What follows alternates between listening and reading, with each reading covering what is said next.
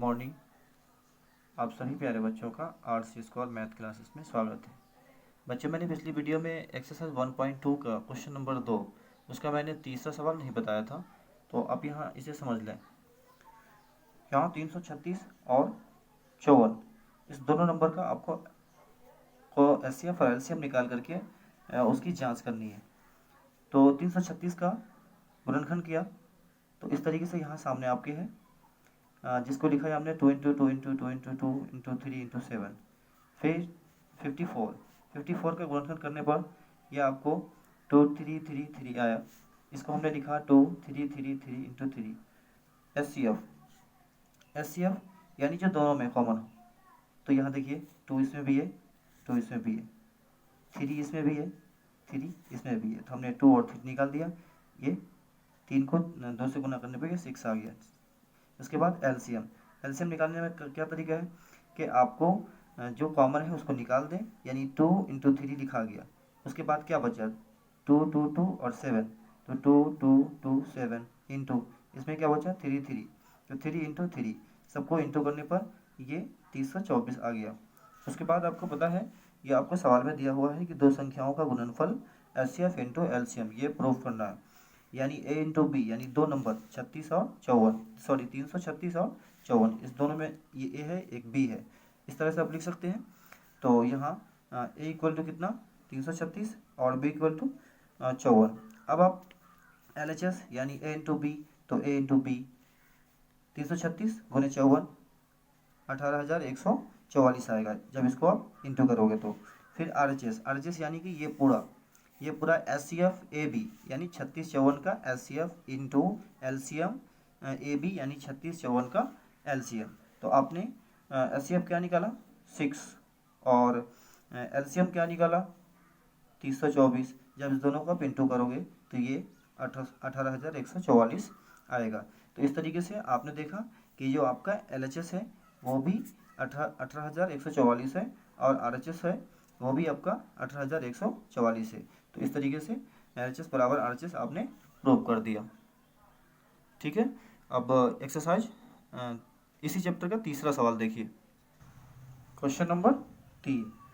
यहाँ आपको कुछ नहीं करना, सिर्फ गुणनखंड विधि के द्वारा, यानी जो हम अभाज्य गुणनखंड करते हैं उस विधि के द्वारा आपको एचसीएफ और एलसीएम निकालना। लिखा हुआ अभाज्य गुणनखंड विधि द्वारा निम्नलिखित संख्याओं के एचसीएफ और एलसीएम ज्ञात कीजिए।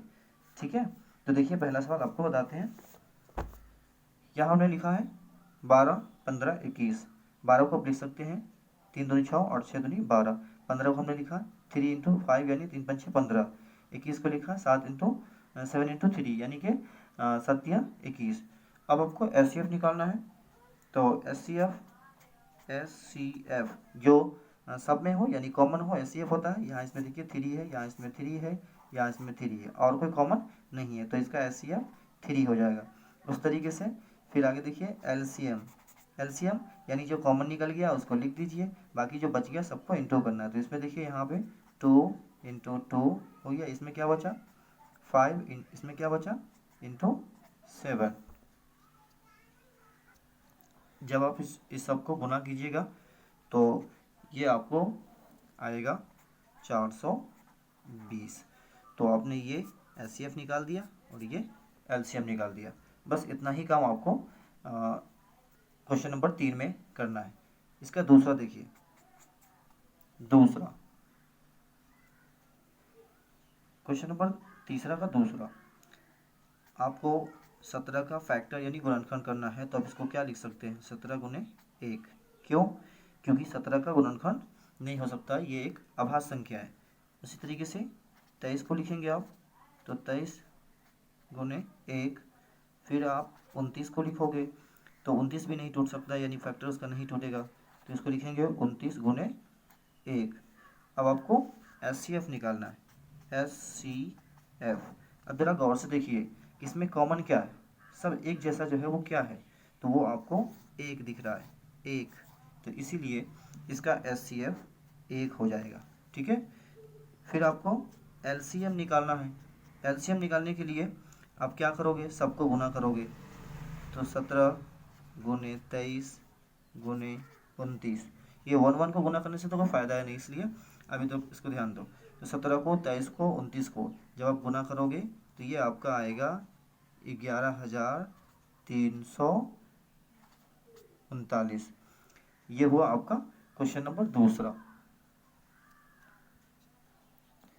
क्वेश्चन नंबर तीसरा, इसमें लिखा हुआ है 8, 9 और 25।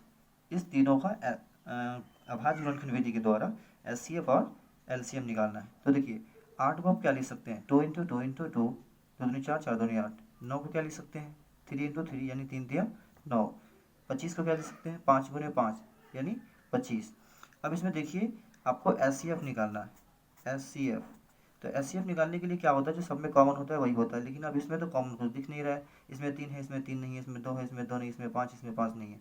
तो आपको बताया था कि जब जिसमें कॉमन कुछ भी नहीं हो तो आपको सबको इंटू कर देना है 1 से, सबको इंटू 1 से कर देंगे। और 1 से इंटू करने पर कोई भी इसमें चेंजिंग नहीं आता है और सब में कॉमन 1 हो जाएगा, इसलिए इसका एचसीएफ कॉमन के रूप में 1 और ये 1 लिखा जाएगा। उसी तरीके से आपको एलसीएम लिखना है, एलसीएम। तो एलसीएम के लिए क्या करते हैं, सबको इंटू करेंगे, सबको इंटू करेंगे, जो कॉमन हो गया उसको छोड़ के। तो यहाँ तो 1 कॉमन हुआ, इसके बाद बाकी सभी बचा हुआ है, तो आप सबको इंटू कर दो। तो 2 into 2 into 2 into 3 into 3 into 5 into 5। जब इस सबको आप इंटू करोगे तो आपका आंसर 1800 आएगा। इस तरीके से ये एलसीएम निकल गया, ये एलसीएम और ये एचसीएफ। तो क्वेश्चन नंबर 3 में इस तरीके से आपको सबको फैक्टर तोड़ करके एचसीएफ और एलसीएम निकाल देना है। Thank you. हाँ बच्चों ध्यान दो, आपको वीडियो देखने के बाद लाइक करना है, अपने दोस्तों में शेयर करें। अगर आप चैनल पे नए हैं तो चैनल को सब्सक्राइब भी कर दें।